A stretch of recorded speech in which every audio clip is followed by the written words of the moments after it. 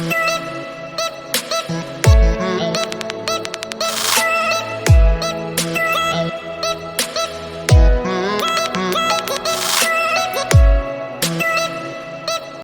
everybody, and welcome back once again to this channel where I am going to give you a 60 days advanced English speaking course. This course has been designed with so many different learners with different backgrounds in and out of the country. And this is going to be your first day. So do not miss any of the updates that will be coming in the future from this channel. If you're new here, please subscribe to this channel. And if you're already liking the video, please hit the like button. And if you have a specific question and the way you want to speak, the way you want to grow, put them in the comments and I'll try to answer that as in the best possible way. All right. So here I'm going to, like I said, it is going to be a 60 days advanced course and today is the day one. So if you're new here, please welcome to my channel. Okay. And if you have already watched my videos, then of course you know who am I already. Now, on every 10th day, I'll be giving you a test wherein you can check your growth in terms of learning English and speaking as well. Okay, so this is our day one. So let's begin without wasting any time because I don't want to keep this video very long for you. And one more thing that I want to tell you here that most of my students were, asking me to uh, give them lessons in Hindi also. So I will try to keep it in bilingual. I'll try to speak English and Hindi both. Since I have prepared a lesson, I prepared the PowerPoint in a way that it will give you in Hindi and in English both. Okay, so let's start without wasting any time. So, like you see here, it is the first day, pehla din, okay, and the first expedition. So why I'm calling it a first expedition? Because this is the first step in speaking English. Most of the time, people even fail to, start to speak. उनको पहले यही लगता है कि यार मुझे पहला शब्द क्या बोलना है किसी को किसी से बात करने के लिए तो हम शुरू करते हैं बहुत ही बेसिक से बहुत ही स्क्रैच से अब there are chances that you may know such things you may know the stuff but still like I said ये कोर्स हर किसी के लिए होने वाला है जो एक इंग्लिश सीखना चाहता है इंग्लिश बोलना चाहता है और फ्लुएंटली बोलना चाहता है सो आने वाले 60 से 70 दिनों में मैं आपसे प्रॉमिस करता हूं कि आप इस कोर्स के थ्रू इंग्लिश जरूर बोल पाएंगे बट हाँ आपको भी मुझसे प्रॉमिस करना पड़ेगा कि आप इन वीडियोस के लिए कंसिस्टेंटली बने रहेंगे कमेंट्स करके अपनी सवाल पूछेंगे और मैं उनके जवाब जरूर दूंगा तो चलिए शुरू करते हैं जैसा कि आप देख पा रहे हैं तो पहला दिन क्या है पहले दिन में मैंने क्या रखा है पहले दिन में मैंने रखा है कि जब हम लोगों से बात करना शुरू करते हैं तो पहली चीज क्या रखते हैं हम वहां पर हम पहली चीज देखते हैं कि यार हमें उन्हें ग्रीट करना है ग्रीट मतलब अभिवादन ओके जैसा कि आप स्क्रीन पे देख पा रहे हैं बोलचाल में अभिवादन के वाक्य तो जनरली हम हिंदी में करते हैं तो क्या होता है हम नमस्कार करते हैं है ना जैसे कि आप यहाँ पे पढ़ पा रहे हैं जैसे कि यहाँ पे लिखा हुआ है भारत में अक्सर अवसरों पे लोग नमस्कार करते हैं नमस्ते करते हैं मुसलमान लोग जो है वो अस्सलाम वालेकुम करते हैं और जो सिख लोग हैं वो करते हैं सत श्री अकाल या फिर वाहे गुरु जी का नाम लेते हैं या फिर हिंदू लोग जो है वो राम राम कहते हैं ऐसे अलग अलग तरीके हैं उनके ग्रीट करने के but when it comes to English जब इंग्लिश की बात करते हैं तो यहाँ पर टाइम बेस्ड ग्रीटिंग हो जाता है जैसे कि अगर आपको आप किसी से मिले आप अपने किसी दोस्त से मिले या किसी पड़ोसी से मिले तो अगर आप अपनी नॉर्मल बोलचाल की भाषा में अगर उनको ग्रीट करते हैं तो आप उनसे हाय हेलो करते होंगे नमस्ते करते होंगे या फिर अगर बहुत ही अच्छा है तो राम राम कह लेते होंगे है कि नहीं तो यहाँ पर ये एक कैजुअल ग्रीटिंग है राइट बट जब ये इंग्लिश में बात आती है तो इंग्लिश में भी हम हाय हेलो कहते हैं यस हाय और हेलो एक इंग्लिश के ही शब्द है लेकिन अगर हम फॉर्मल कम्युनिकेशन की बात करें तो वहां पर आ जाता है गुड मॉर्निंग यस वहां पे आ जाता है गुड के आफ्टरनून गुड इवनिंग अब कहने की बात यह है कि ये कैसे हम इस्तेमाल कर रहे हैं अब बहुत सारे लोगों के लिए ये कंफ्यूजिंग हो सकता है बट हम इसे कैसे समझ सकते हैं मैं आपको आज बहुत आसान तरीके से बताने वाला हूँ सो बने रहिए इस वीडियो में अगर अब पसंद आ रही है तो प्लीज वीडियो को लाइक जरूर करिए ओके सो सबसे पहले हम आगे चलते हैं कि बोलचाल में अभिवादन के वाक्य सो अपने से बड़े जो रिश्तेदार हैं या फिर ऊंचे पद के अधिकारी हैं बॉस हैं मैम है कोई सीनियर है तो हम उनसे किस तरीके से बात करते हैं जैसे कि ये है ठीक है तो जैसे कि हमने उनसे कहा कि नमस्ते जैसे मैंने हिंदी में बताया कि हिंदी में तो हम नमस्ते ही कह सकते हैं उनसे किसी भी समय हम मिल रहे हैं नमस्ते will do the job namaste will work wonders okay but in english if it is going to be a formal communication अगर ये एक formal communication रहने वाला है अगर ये एक औपचारिक वार्तालाप रहने वाली है तो आपको उसी तरीके से ग्रीट करना होगा। जैसे आप इंग्लिश के में सुबह के समय से, उषा काल से, सुबह से दोपहर 12 बजे तक ही आप गुड मॉर्निंग का प्रयोग कर सकते हैं, आप गुड मॉर्निंग कह सकते हैं। उसके बाद आगे की चीजें आएंगी, लेकिन सुबह समय से, सुबह उठे हैं आप, सुबह किसी से पहली बार मिल रहे हैं 12 बजे के पहले, और 12 बजे तक, लाइक 11:59 या फिर 12 बजे तक आप उनसे गुड मॉर्निंग विश कर सकते हैं। एक थ्योरी ये भी कहती है कि अगर आप उनसे दिन में किसी भी समय मिल रहे हैं और आप उनसे पहली बार मिल रहे हैं तो आप गुड मॉर्निंग कहते हैं। बट हाँ, जनरली ये एक्सेप्ट नहीं किया जाता, अक्सर आपको लोग टोक ही देंगे कि शाम के 5 बज रहे हैं और आप गुड मॉर्निंग कह रहे हैं। राइट, तो ये एक बहुत अलग बात हो जाती है, वो एक इनफॉर्मल और एक कैजुअल वे में चला जाता है। But if you talk about the formal communication, yes, it has to be time based, और सुबह से लेकर दोपहर के 12 बजे तक ही आप गुड मॉर्निंग का प्रयोग कर सकते हैं। जैसा कि आप यहाँ देख पा रहे हैं कि आपने सुबह उठे, आपने दादाजी के पास गए, आपने कहा नमस्ते दादाजी। लेकिन अगर आपको इंग्लिश में करना है तो आप क्या कहेंगे? Good morning grandpa, good morning dad, good morning sir, good morning ma'am. Right, अगर आपके किसी दोस्तों हैं, good morning Rahul, good morning Vivek, ऐसे आप उनसे कह सकते हैं।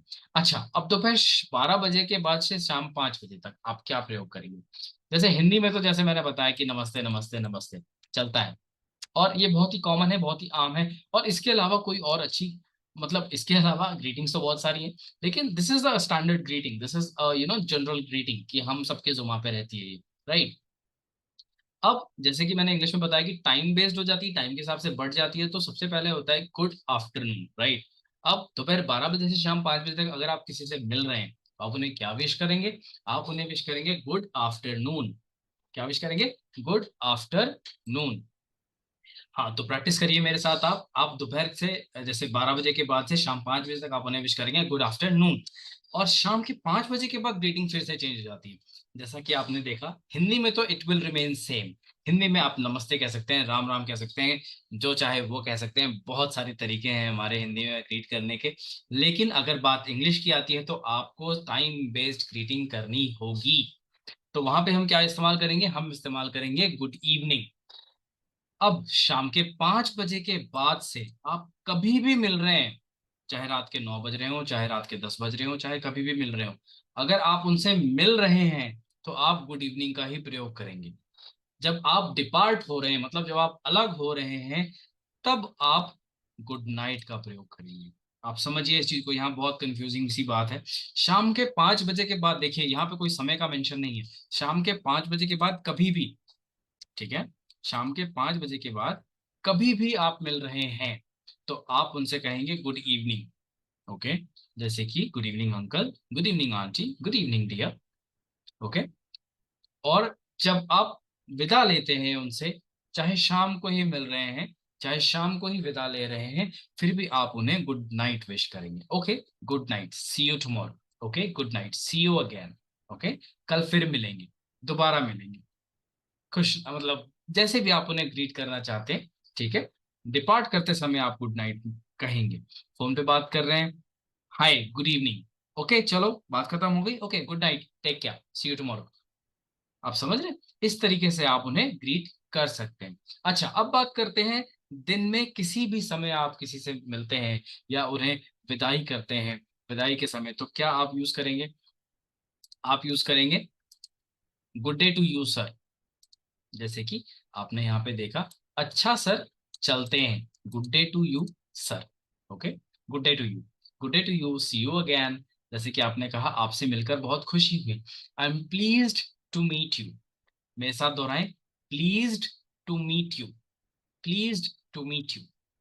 ओके, मैंने आपसे प्रॉमिस किया है कि आप 60 दिनों में इंग्लिश सीखेंगे, लेकिन जो मैं बताऊंगा वो आपको करना जरूर है। ठीक है, आप भी मुझसे प्रॉमिस करिए। तो अगर आपसे, आपको दिक्कत लग रही है, आपको अगर मुश्किल लग रहा है तो आप इसे यहाँ पॉज करें और मेरे साथ प्रैक्टिस करें। Pleased to meet you, good day to you sir. Okay, good day to you ma'am. Okay, I will see you again. Okay, आप प्रैक्टिस करें समय के साथ साथ ये ग्रीटिंग्स। कल सुबह जब आप सुबह उठें तो आप सबसे पहले अपने आसपास सभी लोगों को, अपने परिवार में, अपने दोस्तों में, सबको गुड मॉर्निंग विश करें। अगर आप दोपहर के बाद शाम तक किसी से मिलते हैं तो आप उन्हें गुड आफ्टरनून विश करें। शाम के बाद शाम को अगर आप किसी से मिलते हैं तो आप उन्हें गुड इवनिंग विश करें। ओके, जब आप प्रैक्टिस करेंगे तो ही आप ये चीजें कर पाएंगे, नहीं तो आप सोचिए इतने साल बीत गए सोचते सोचते कि इंग्लिश बोले इंग्लिश बोले इंग्लिश बोले, लेकिन कभी कुछ मैजिक नहीं हुआ। राइट, वो मैजिक जब ही होगा जब आप प्रैक्टिस करेंगे। ओके, तो आगे चलते हैं। अब बात करते हैं किसी भी समय, यहाँ पे मैंने लिखा है इनफॉर्मल ग्रीटिंग्स, अपने मित्रों से या अपने बराबर के लोगों के साथ, जैसे कि इनफॉर्मल कैजुअल ग्रीटिंग्स आ जाती है। तो यहाँ पर हम इस्तेमाल करते हैं हाय, है ना। हिंदी में भी हम, मतलब ये एक जनरल लैंग्वेज है, हाय हेलो, है ना। तो यहाँ पे हिंदी इंग्लिश नहीं है, ऑब्वियसली ये इंग्लिश के ही शब्द है, लेकिन ये एक जनरल आम तरीका हो जाता है विश करने का। राइट, अब आप यहाँ पे नोट पढ़ें एक बार, जैसे कि यदि संबंध बेतकल्लुफी का हो तो हेलो और हाय का प्रयोग अपने के बड़ों के साथ भी किया जा सकता है।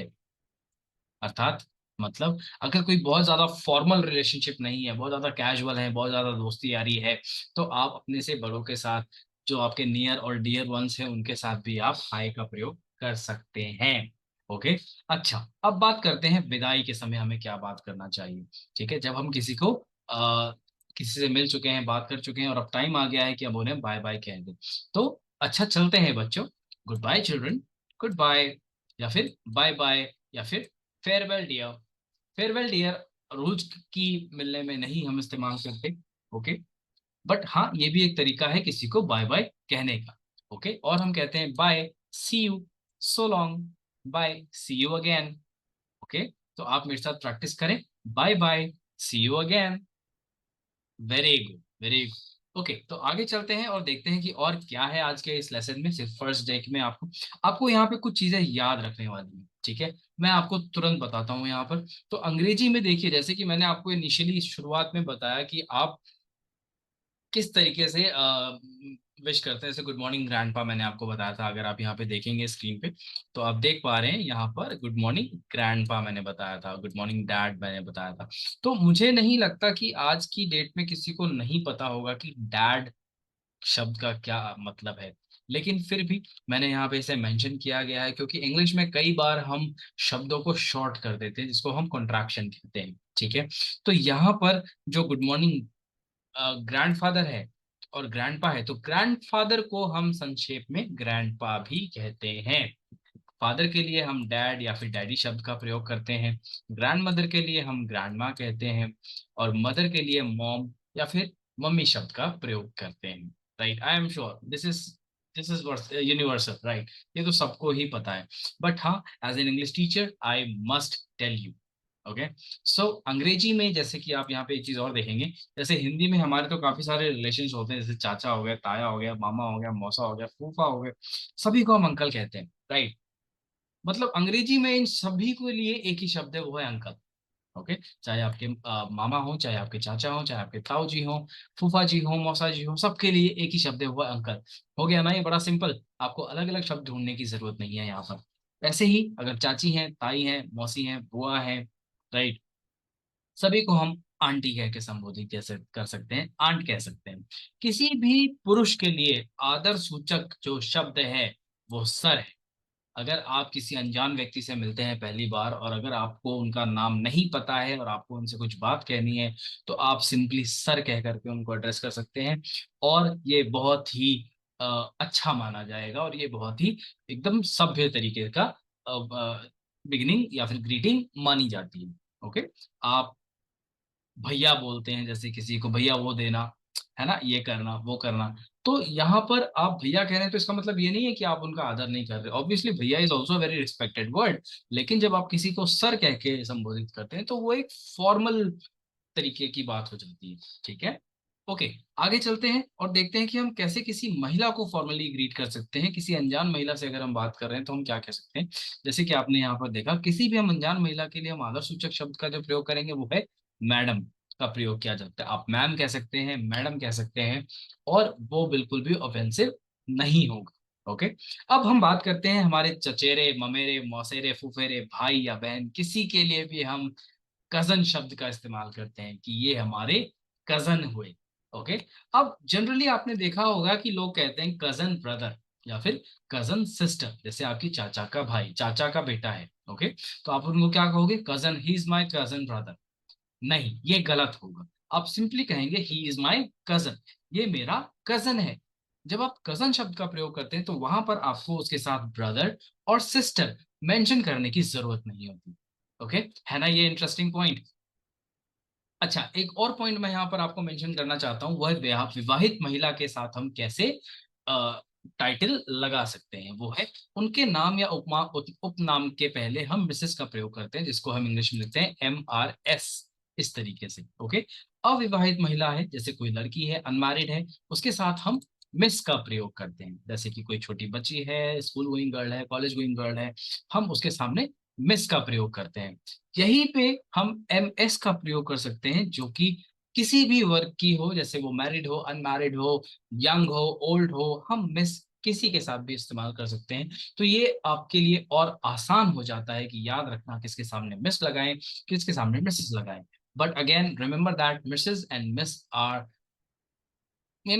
all three greetings are the formal greetings. Okay, ये तीनों ही एक फॉर्मल ग्रीटिंग के अंदर फॉल होता है।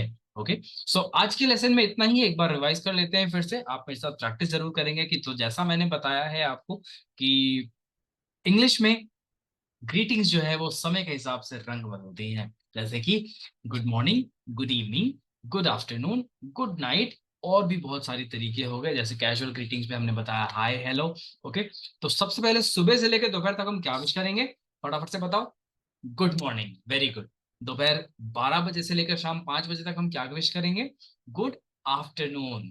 ओके, अभी क्या समय हो रहा है जब आप वीडियो देख रहे हैं, प्लीज मेंशन करके बताएं। और जब हम शाम के 5 बजे के बाद किसी से मिलेंगे तो हम क्या ग्रीट करेंगे, हम ग्रीट करेंगे गुड इवनिंग। और रात में जब हम किसी को बाय बाय कहेंगे तो हम क्या कहेंगे, गुड नाइट, स्वीट ड्रीम्स। या फिर दिन में किसी भी समय हम उनसे बाय बाय कहते हैं तो हम क्या बोलेंगे, गुड डे टू यू, या फिर pleased to meet you. Practice करिएगा तभी मजा आएगा। ओके, हाँ, इनफॉर्मल ग्रीटिंग्स में हाय, हेलो, आप इन तरीके की चीजों को यूज कर सकते हैं। हाँ, अगर कैजुअल और बहुत ही इनफॉर्मल, बहुत ही करीबी रिलेशनशिप है आपका, अगर आपके सीनियर भी हैं, तो आप उनसे हाय या फिर हेलो करके ग्रीट कर सकते हैं। ओके, हाँ, उसके बाद मैंने बताया बाय कैसे करना है, तो आप simply good bye, bye bye, या फिर बाय कह सकते हैं, सी यू कह सकते हैं, ठीक है। और फिर मैंने कुछ कंट्रैक्शंस के शब्द बताए। तो सबसे पहले आपको प्रैक्टिस करना है ये सारी चीजें, good morning, good evening, good afternoon और गुड नाइट। यही इस लेसन का क्रक्स है। ओके, और आप इस लेसन को प्रैक्टिस करने के बाद मुझसे कल फिर मिलेंगे वीडियो में। ओके, और मैं फिर आपको आगे की चीजें बताऊंगा। तो फिर be excited about the next 60 to 70 days, because you are going to learn to speak English without any problem.